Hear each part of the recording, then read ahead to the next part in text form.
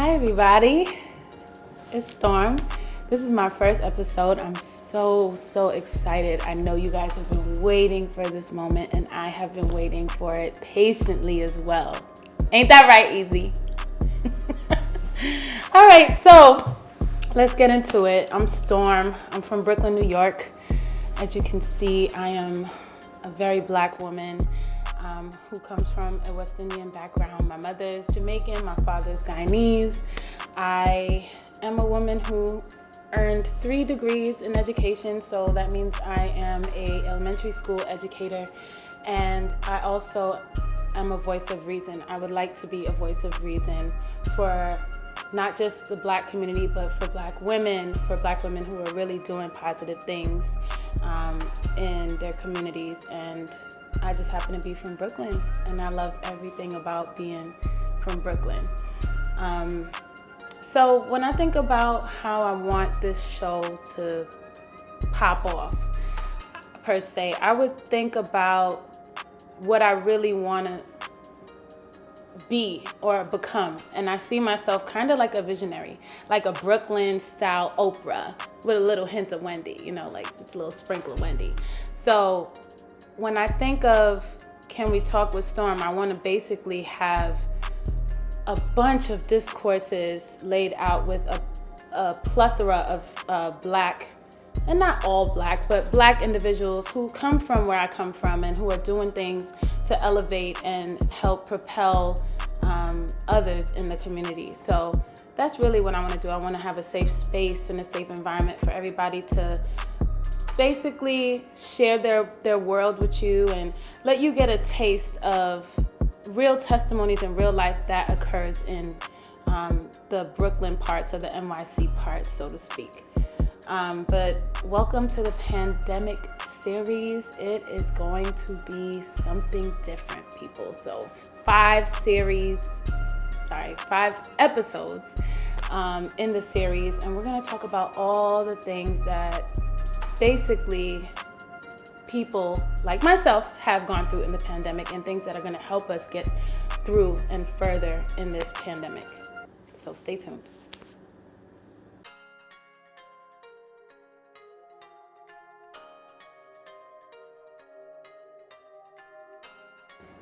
So, honey, let me sip my tea, my apple juice with ice, because it's a lot of catching up we're going to have to talk about. So, COVID-19, I remember hearing about it. I remember knowing that people were sick in like December or whatnot, but I thought it was like a really bad case of a flu. And then I kept hearing people talking about it. I hear my pastor praying about it in church, but I couldn't really make sense of it. It was just something crazy, and somehow it was like pinpointed to the Asian community, and I noticed how people were being treated horribly from the Asian community. I even stopped buying Chinese food, and at one point I really was feeling for some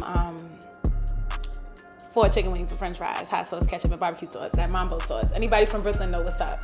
So, at that time, I was working as a first grade teacher, and I kept hearing about this COVID-19. At first, I thought it was a conspiracy. How anthrax came out, and there were other situations that occurred, and you never heard about people dying, or you never heard about people getting sick. You just hear random names, but you don't see real testimonies from it. So I was like, this is a conspiracy. This isn't real. At that time, I was actually at the end of a very, very, very toxic relationship. So I remember it was Thursday. I think March 13th, that was my last day at work. And I thought that I was going to be back at work or resuming back to work in the following Monday. So, I didn't really prepare. I just got a couple of things from my classroom, and I'm like, I'll be back. But I didn't think in a million years that this would be, what I'm saying? I thought 2020 was going to be that year. And when Kobe Bryant and his daughter passed, I thought that would have been the worst of it. And then, bam, COVID-19 occurred. So 4 days post my last day from work, I went to my lover or my boyfriend's house, somebody who I was in an entanglement with. So we were together for about 15 months, but it was really going downhill, and I felt like I was seriously suffering in silence. I felt like I was suffocating mentally and emotionally and spiritually. And I knew that it was time to go, even though I didn't want to, because in my mind and in my heart, he was the one.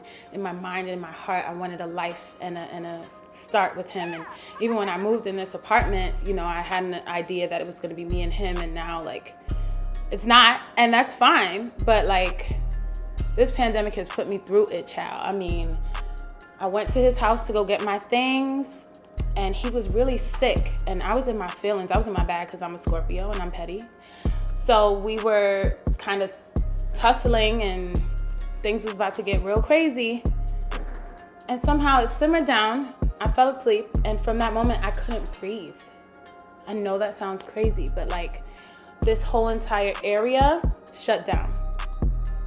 And the next day I left, I got my things, I left, and I thought we would have worked it out, but it got really ugly. So that had ended, and I want to say for the next couple of days, a series of things just started happening to me. So I couldn't breathe at all in my nostril area. There was a lot of mucus. I was taking Mucinex. I didn't know what was going on. Then I had a headache on one side of my head one day, really bad migraine. Then on another day, another side of my head. And I'm like, okay, I don't know what's going on. I started feeling like a little runny, so I would go to the bathroom here and there. Didn't know what was going on. Then I caught a fever for an entire day.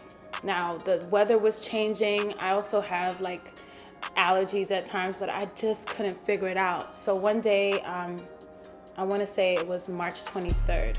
So I broke up with this guy on the 17th. March 23rd, I had church service, and it was amazing. I felt so uplifted, and I just felt like I ran up 4 flights of stairs, and I didn't move anywhere, and I couldn't breathe at all. And I remember just being mortified, and it took me 2 to 4 hours to call my mom and say, yo, Ma, I can't breathe. So I went to the hospital. They ran some tests on me. They didn't want to run the coronavirus test on me because I was mobile at the time. So they told me if I can walk, they're not going to test me. And being that I no longer had a temperature, they didn't want to test me. I felt some type of way, but I sat there. I knew that I was really ill because I was having issues going to sleep. I was having issues and actually frightened for my life, feeling like, all right, if I go to sleep, this might be my last sleep. And when I woke up, every time I woke up, I felt like I was coming out of the ocean, or I was coming out of a big pool of water. So I was always, like, gasping for air, and I couldn't breathe at all. So I was diagnosed with pneumonia, and we know what that means. So I was on heavy medication. I stayed home for over 20 days alone. My mom wasn't able to see me. I couldn't get a hug, and I just got out of a relationship. So I was not only physically ill, but I was mentally, emotionally finished. And I'm like, how could somebody go through a breakup at the very, very beginning of a pandemic, or the very beginning of this whole ordeal? And, you know, I had found out that he cheated, and that ruined me. But I think one of the main things that sustained me in that time was prayer, serious prayer, devotion, journaling.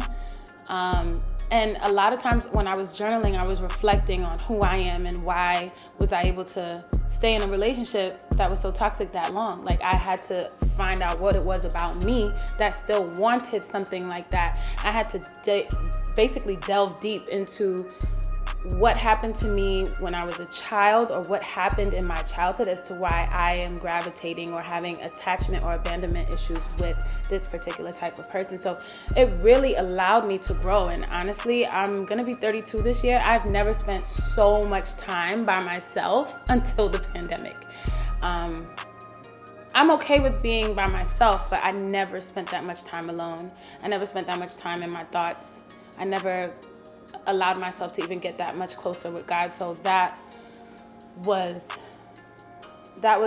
needed. It was very well expected. When it came to work now, as a first grade teacher, It was very difficult to do Zoom meetings with 7-year-olds, 6 and 7-year-olds. They wouldn't even know how to mute their cameras and mute the conversation. So it was very difficult. So for the most part, I had to call about 13 kids individually every day and teach them every single day. So like I would teach the same lesson 13 times. So by the time it was 1 o'clock, child, I was finito. And that was also difficult, especially, you know, when you're dealing with other families that speak different languages, and you want to be respectful and you want to be helpful to them, but if they don't speak your language, it's very difficult. You have to get a translator, or also if they're not technology savvy. That was really difficult. And having not to see my students, because I've already built really strong relationships with them. So that was really hard. And I would also say, like, this whole Black Lives Matter situation, racism always occurred, but now that it's being televised, now that it's being recorded, it's so baffling. It's so baffling. And every single day, you know, we as Black people and others who are from other diasporas, it's just like, we're still fighting over the color of our skin, to the point where my students don't even make sense of it. You know what I mean? And there were times where I sat home and I cried, because I'm not able to wrap my head around why we're still fighting for this, why we're still marching. And the amount of deaths that occurred, whether it were through murders or whether it was through COVID-19, it was just really hard to juggle and grasp some type of hope when people who are close to you, or people who are close to people who are close to you, were passing away. That was really difficult for me. But I would say there were quite a few things that kept me afloat. Like I said, journaling, listening to music, taking care of myself, because a lot of times we're not able to notice that our physical health, our self-care is all a part of mental health, and that's going to help you be better in the best form that you can be.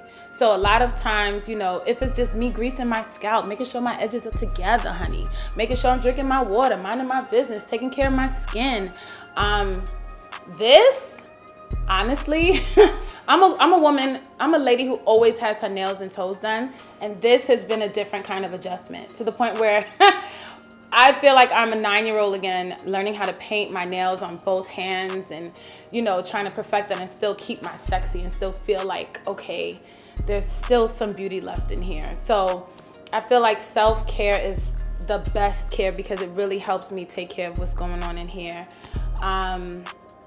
Also, I would say cooking.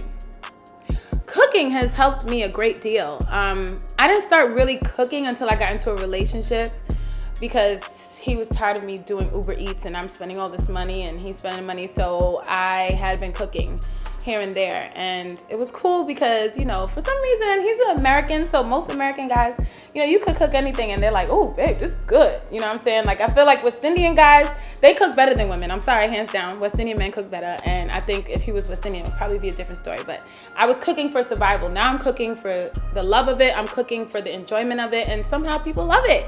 I've learned different dishes, and it's been an experience, because it's kind of like science, you know, like your seasoning. And because I'm West Indian, I feel like all my seasonings, they make my food taste a certain way. It's tasty, but it seems like they all have the same kind of taste, kind of flair to it. So I'm very unapologetic about it, but at the same time, I've been enjoying cooking.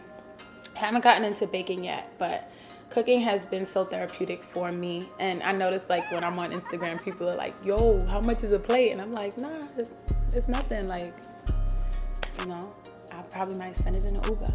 But yeah, cooking is great. One other thing that I could say has kept hope alive for me, like, there has been so many nights where I've battled with my emotions, battled with feeling, but I became a member of this, I want to say it's like a community of people that I just met. And one of the biggest DJs in Brooklyn, DJ Big Reef, what's up, Big Reef? He started a crew. We're not a cult. He started a crew of people who just come to his parties or know of him as a DJ, and he's created a live every Monday through Thursday from 10 p.m. to 12 a.m. and it's called Late Night FaceTime. So when you see LNFT, you know what it is. And I feel like I've met over 40 something people, and we have networked, we have built relationships with one another and have grown together as a community for 3 months straight. We're listening to R&B music, we're connecting, we're vibing, we're learning about each other. And I honestly feel like that had kept me afloat. Music really has revived me in a lot of ways, and allowed me to connect with people and be okay to feel what I feel, and no one judges me for it. I feel like with this pandemic, a lot of times you don't know what you get. Some weeks I'm like on a cloud and I feel like I can't come down and I feel amazing. And then there's other weeks where I feel lower than low. It's like, I feel like with the pandemic, each day literally has to be taken a day at a time. And you don't know what feeling you're gonna get the next day. So it's very important to make the most of those feelings, and the most of your situation. I try to make every single day purposeful. So if it's something as small as taking care of my hair, I'm gonna do it. If it's something as small as taking care of my nails, I'm gonna do it. Or calling some friends and checking in with them, you know what I'm saying? Because everybody takes this differently. Some people aren't taking it too well due to loss of family members or friends, or they're just not taking it well because they're essential workers. So it's just really important to make sure that you also check in with your friends. And I've built a lot of new friendships and relationships through Late Night FaceTime, and I absolutely love it. We even had time to have Taco Tuesdays and Wings Pond Wednesdays, and we got to chill and really got to vibe out and meet and learn new people. So I really appreciated that, and it really has helped me a great deal. But yeah.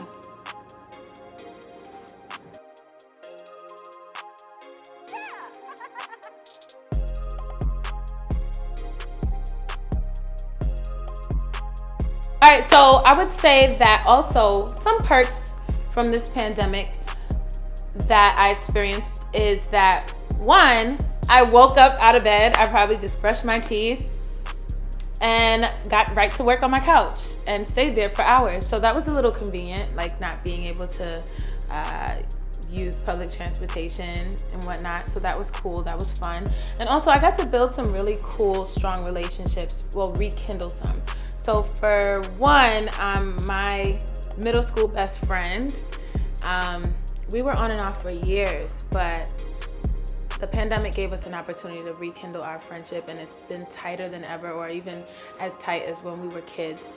And I definitely cherish that relationship. I even got some new friendships, like I said, from LNFT and my gay boyfriend. You know, you gotta have one gay boyfriend, ladies. Got to. Also, my relationship with my dad. My dad has been actively in and out of my life for my whole life, and we've had some really difficult times, where I had to face negligence or question his fidelity, or question why do I deal with the men that I deal with, because my dad is not in my life and I felt like he didn't want to be in my life. And his mother passed this February, and I think that kind of brought us back together. So I have a really great relationship right now with my dad, a very respectable relationship with my dad, and I felt like just that little piece of the puzzle, it just started making its way, and it made its fit. And I feel a lot better now that my father's back in my life and wants to be there. And even though it took a long time, it really has made its difference. So I'm very grateful for the relationships that I've built or reconnected with in this. Go ahead. So Storm, what have you learned the most? About myself? Yes. I learned that you have to take some time to be alone, to learn who you are and really figure out who you are before you get into a relationship with somebody. And also, like, when you get into relationships, take your time.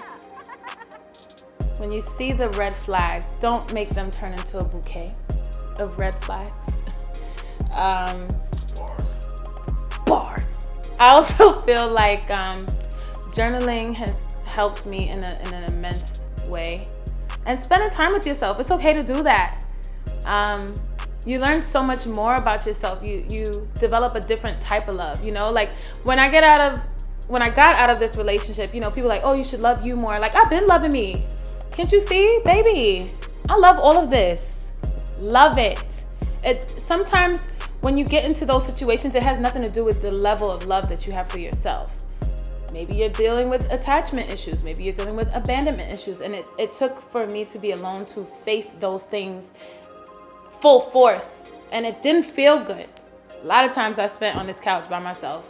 I learned that I didn't cry as much as I would have. I probably cried like 4 times in this whole pandemic. And I'm really proud of myself because like I thought I'd be like an emotional wreck, but I haven't been crying like that. So kudos to me because I'm a thug, real thug life. That's how I walk out here in these streets. No, I'm playing. Next question. You got more questions? You said something else. You had like a really good question, but I don't remember what you asked. You asked a question. The camera was off. And you forgot. You should see this dumbass face he has on right now. So what part of production are you afraid of most learning? Every part. I think my fear is losing listeners and losing my viewers. I want to keep it spicy. This is going to be our newfound relationship. So I want everyone to feel like they are a part of this experience. So it is time for Storm's Forecast. Okay, so, all right, you guys. So this segment is called Storm's Forecast. This is the segment that you are going to be challenged with every single episode. So for Storm's Forecast for this week, my forecast is telling you to protect your energy, protect your frequency, protect your peace. So when you see something or hear something that doesn't sit right with you, I challenge you to remove yourself or react differently. It's really amazing how you can actually change the pace of things based on how you react. So I know for one, I'm a Scorpio, so you only get to cross me once. So before I even let it get to that point, I'm gonna remove myself. If a conversation is going sour to me, I'm gonna remove myself. If I'm in a chat and I don't like the energy, I'm gonna remove myself and protect my peace and protect my energy. I'm challenging you to protect your peace, protect your energy, protect your frequency. And if it doesn't feel right, it's okay to walk away. It's okay to leave or avoid that. Protect your energy. Also, for those of you who've been listening, you can go back and listen again. Or for those of you who have never met me before and know nothing about me, I was a part of one of the dopest groups, podcasts from Brooklyn. So me and my girls, Tot and K Destiny, they have their own channels, and y'all make sure y'all go support and visit them because they're also really dope. We were part of a group called Broadcast in 718, and you can find us right now. You can find us on Apple Podcasts, Spotify, SoundCloud. You can find us on TuneIn, iHeartRadio. Our stuff is really, really dope. Shout out to my executive producer behind the camera. That's Easy, Edward Zephyrin. He is the dopest. You will never be able to steal him from me, but he also has some really dope podcasts, and his company is called The Second Hustle. I'm telling you, he is dope. Y'all gotta check him out. I'm gonna make sure I have the links and their ads below so you guys could check them out. Thank you so much for listening. I can't wait to let y'all see what else is in store for the next episode and for the pandemic series. So tune in.